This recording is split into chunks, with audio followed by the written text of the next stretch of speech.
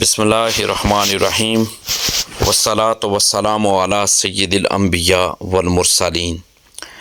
یا ایہا الناس، اے لوگو، قد جاءکم برہان من ربکم، بے شک تمہارے پاس اللہ کی طرف سے واضح دلیل آئی۔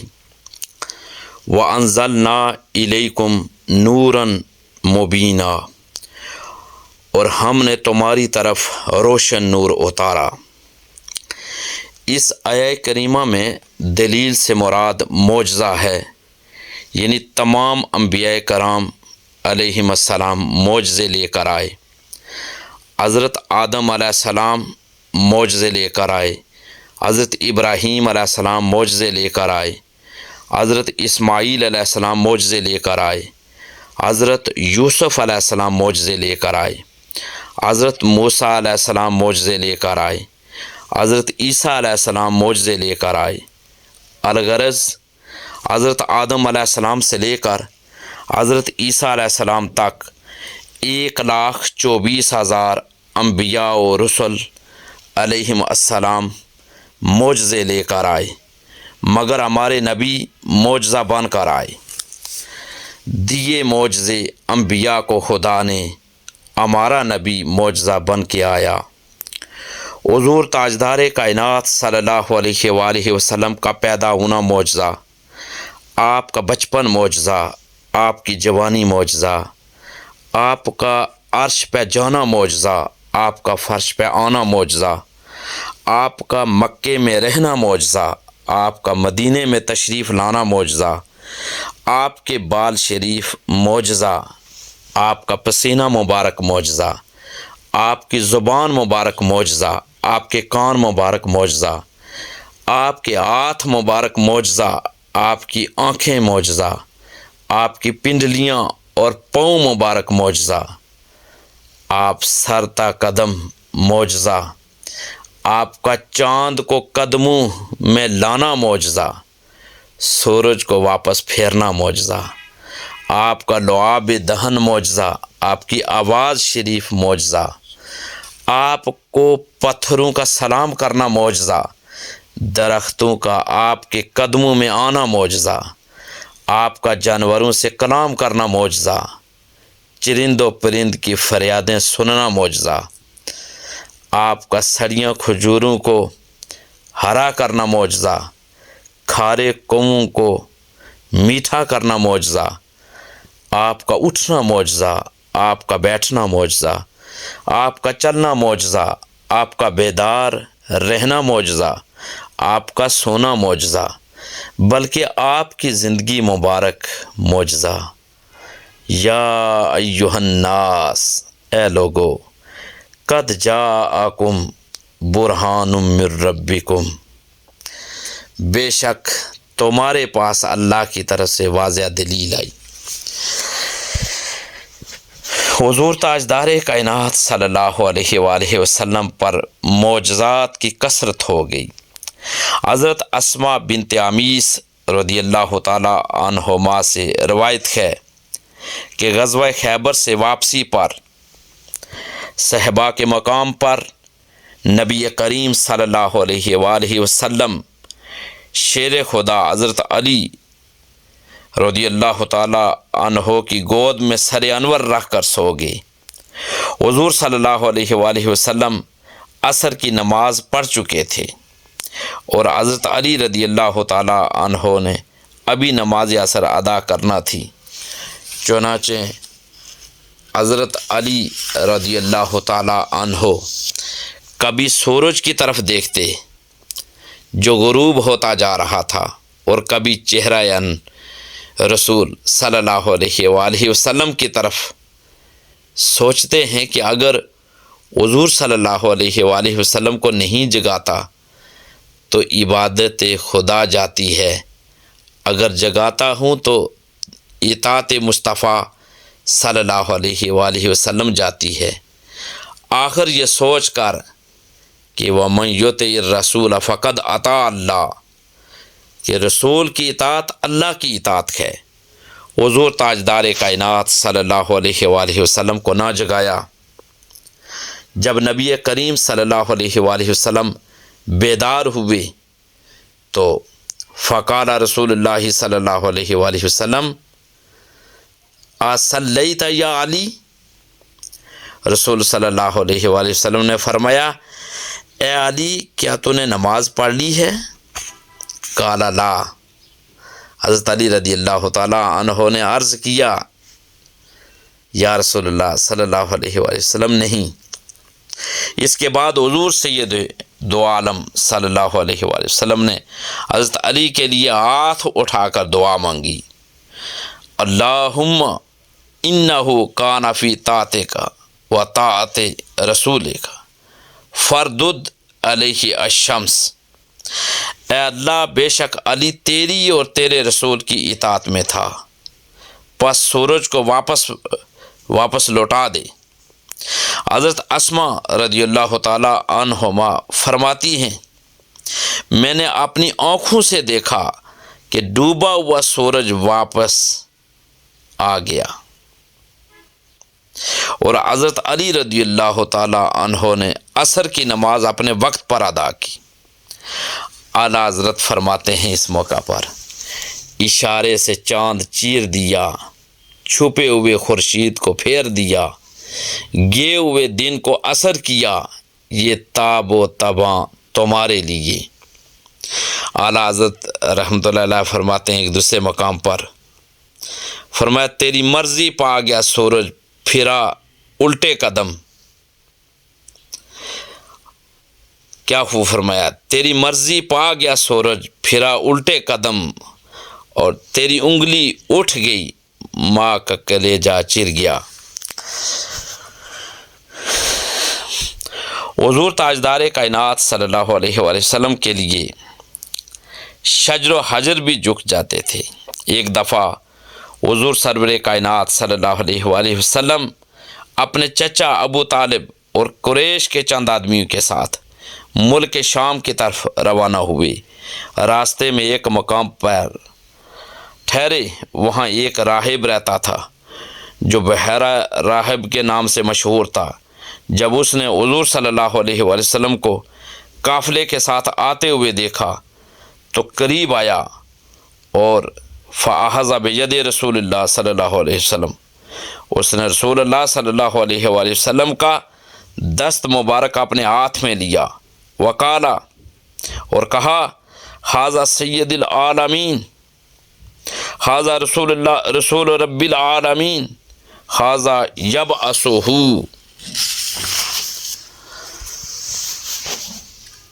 اور وہ کہنے لگا یبعثہ اللہ رحمتاً للعالمین، فرمایا کہ یہ فرزند سارے جہانوں کا سردار ہے، یہ رب العالمین کا رسول ہے، اسے اللہ تعالیٰ رحمت للعالمین بنا کر مبعوث فرمائے گا۔ یہ سن کر قریش کے آدمی نے کہا تمہیں یہ کیسے معلوم ہوا؟ بحیرہ راہب کہنے لگا کہ جب تم اس گھاٹی پر سے نمودار ہوئے تو میں نے دیکھا کہ ہر پتھر اور ہر درخت نے اس فرزند کو سجدہ کیا، اور یہ نبی کے سوا کسی کو سجدہ نہیں کرتے۔ راہب نے کہا کہ میں نے دیکھا اس پر بادل سایہ کر رہے تھے۔ اس کے بعد بحیرہ راہب نے کھانے کا بندوبست کیا۔ اعلیٰ حضرت رحمۃ اللہ علیہ فرماتے ہیں یہ شمس و قمر، یہ شام و سحر، یہ برگ و شجر، یہ باغ و ثمر، یہ تیغ و سپر، یہ تاج و قمر، یہ حکم رواں تمہارے لیے۔ حضرت جابر بن عبداللہ رضی اللہ تعالیٰ عنہما فرماتے ہیں کہ غزوہ حدیبیہ میں پانی ختم ہو گیا۔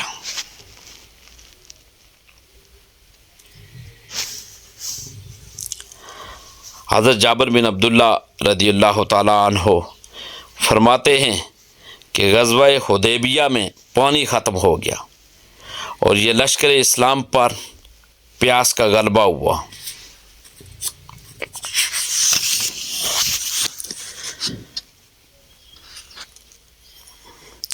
حضور تاجدار کائنات صلی اللہ علیہ وآلہ وسلم کے لیے شجر و حجر بھی جھک جاتے تھے۔ ایک دفعہ حضور سرور کائنات صلی اللہ علیہ وآلہ وسلم اپنے چچا ابو طالب اور قریش کے چند آدمیوں کے ساتھ ملک شام کی طرف روانہ ہوئے۔ راستے میں ایک مقام پر ٹھہرے۔ وہاں ایک راہب رہتا تھا جو بحیرہ راہب کے نام سے مشہور تھا۔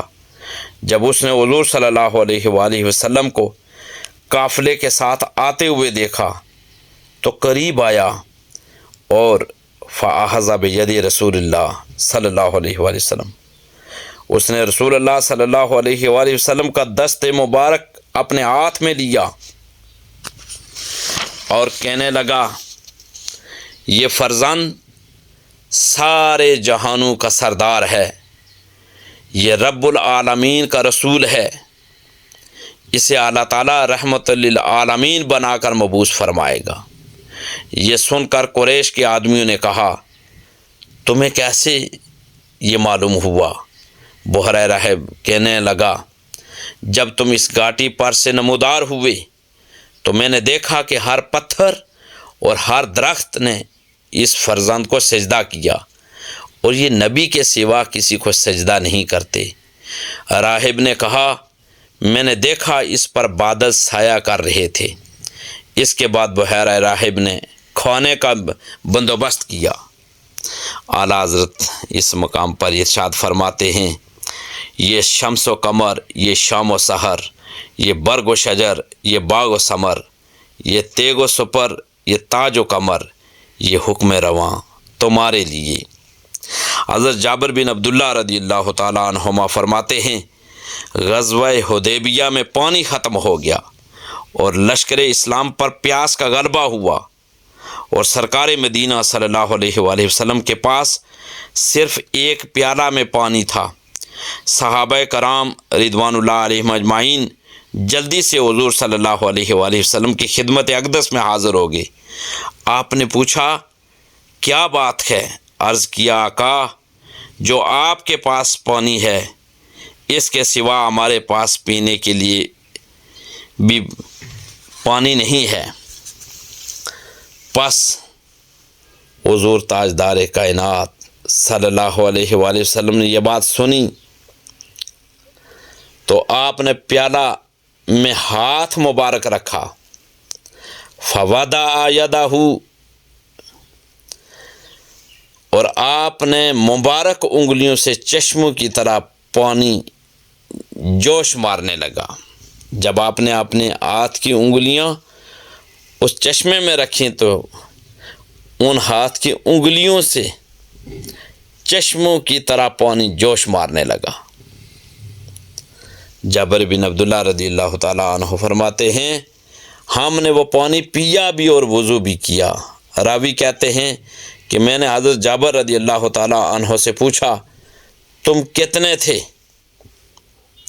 فرمایا، اگر ہم 1,00,000 بھی ہوتے تو پانی کا وہ پانی ہمارے لیے کافی ہوتا، ہم 1500 تھے۔ یہ بخاری شریف کی حدیث پاک ہے۔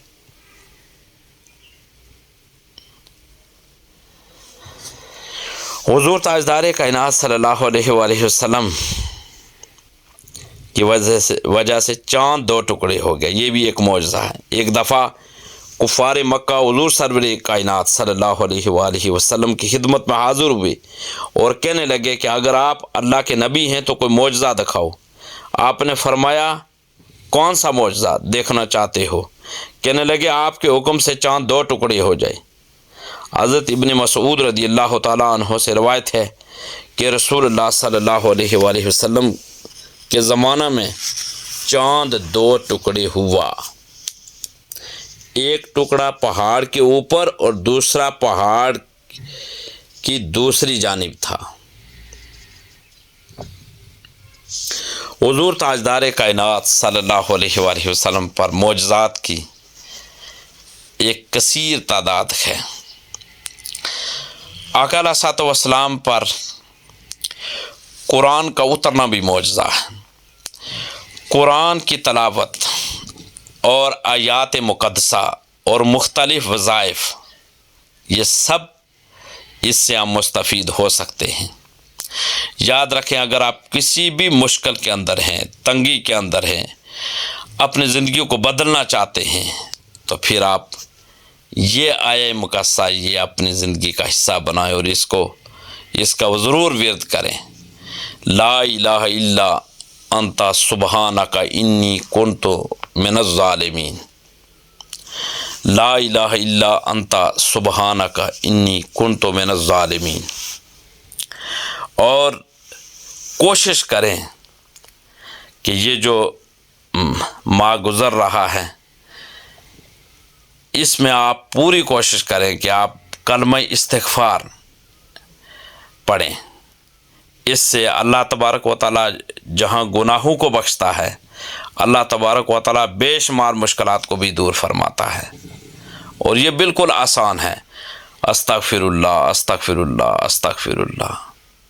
اور پھر یہ بھی ہے کہ اسی مبارک میں آپ پوری کوشش کریں کہ درود پاک اور سورت آپ پڑھیں، چونکہ درود پاک وہ واحد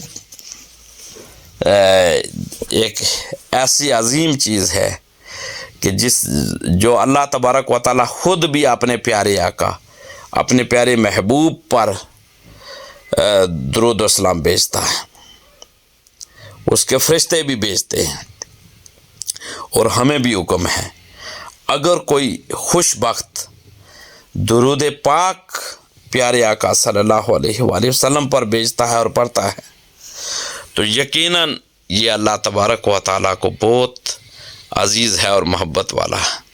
اللہ تبارک و تعالیٰ اس درود پاک کے وسیلے سے، استغفار کی وساطت سے، اور اپنے کلام مقدس کے صدقے، قرآن مجید فرقان حمید کے واسطے، اللہ تبارک و تعالیٰ ضرور اپنے بندے پر کرم کرنے والا ہے اور کرتا ہے۔ یاد رکھیں کہ وظیفہ کا اثر نیت، یقین اور اللہ کی رضا پر ہوتا ہے۔ یاد رکھیں، اگر کوئی خاص دعا یا وظیفہ آپ کرتے ہیں تو اللہ تعالیٰ ضرور اس کے صدقے کرم کرتا ہے۔ آپ سب سے پہلے، جس طرح میں نے پہلے بیان کیا، کہ استغفار یعنی استغفر اللہ الذی لا الہ الا هو الحی القیوم واتوب الیہ، میں اللہ سے بخشش مانگتا ہوں یا مانگتی ہوں جس کے سوا کوئی معبود نہیں، وہی زندہ اور سب کا قائم رکھنے والا ہے، اور میں اسی کی طرف توبہ کرتا ہوں یا کرتی ہوں۔ درود پاک آپ پڑھیں، جو بھی آپ کو آسانی کے ساتھ یاد ہے وہ آپ درود شریف کی کثرت کریں۔ اور پھر یہ ہے کہ سورہ فاتحہ اور سورہ اخلاص آپ پڑھیں 7 مرتبہ۔ سورہ فاتحہ یا سورہ اخلاص یاد رکھیں، پڑھنے سے بھی خیر و برکت اور زندگی میں مثبت تبدیلی آ سکتی ہے۔ یہ وظائف دل کی صفائی، برکت اور کامیابی کے لیے بہت مفید ہیں۔ اللہ تعالیٰ سب کی دعائیں قبول فرمائے، اللہ تعالیٰ ہم پر کرم فرمائے۔ دین کی بات پھیلانا صدقہ جاریہ ہے، ثواب کی نیت سے ویڈیو کو شیئر ضرور کیجیے۔ جزاک اللہ۔